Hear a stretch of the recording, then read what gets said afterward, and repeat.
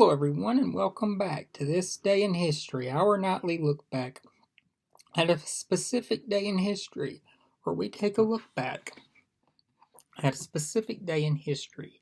We take a look at the events, the historical context in which they happened in.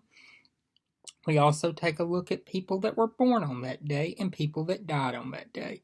As always, please hit the subscribe button, the bell notification icon to be alerted anytime I post new content, and tell a friend.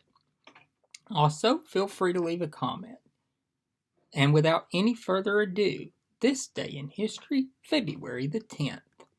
And on this day, in 2007, in Springfield, Illinois, then Senator Barack Obama announced his candidacy for the presidency of the United States in the 2008 presidential election at the old state capitol, the same place where Abraham Lincoln announced his candidacy.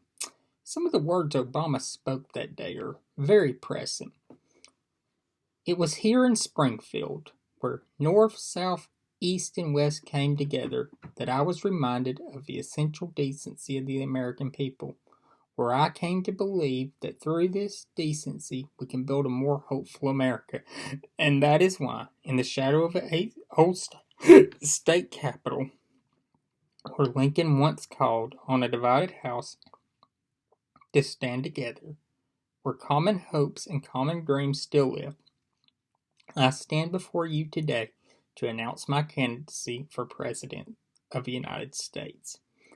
Obama, of course, would go on to win that election, and he would win re-election in 2012, becoming the first African-American president in U.S. history.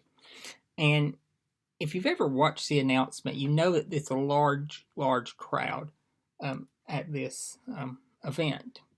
I have been to the old state capitol in Illinois, and I was always under the impression that it was a large area, and it looked, certainly on TV, there was a lot of people there, but it is a relatively small area. They packed them in there. It's a relatively small area, but so much history has occurred at that building.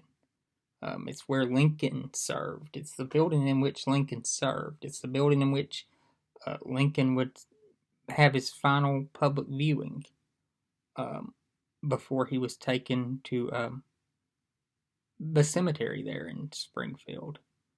It's a very, very moving spot to think about all the history that has occurred at that spot. Births that occurred on this day. In 1944, in St. Louis, Missouri, Frank Keating, who served as governor of Oklahoma from 1995 until 2003, was born.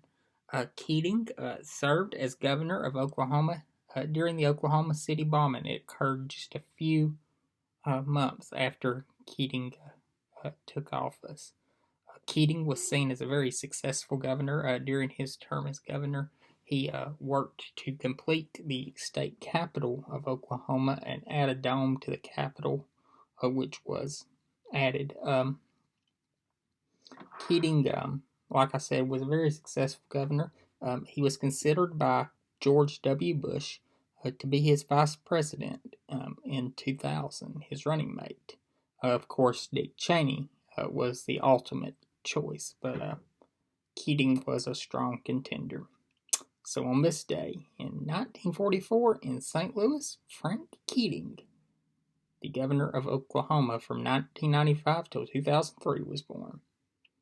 Deaths that have occurred on this day. In 2014, Hollywood lost one of its biggest stars that had been retired for over 50 years. Shirley Temple died in Woodside, California.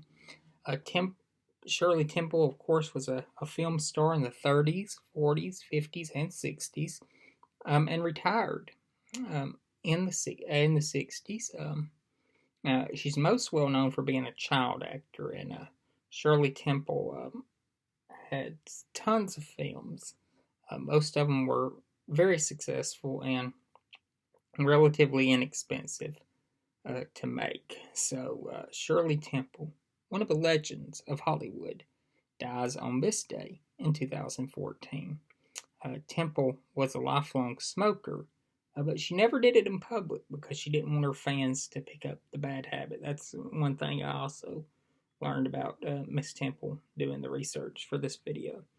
I will see you all tomorrow, and we will, of course, have a reaction video up Wednesday to the New Hampshire primary because they know how to count in New Hampshire. So I will see you all then.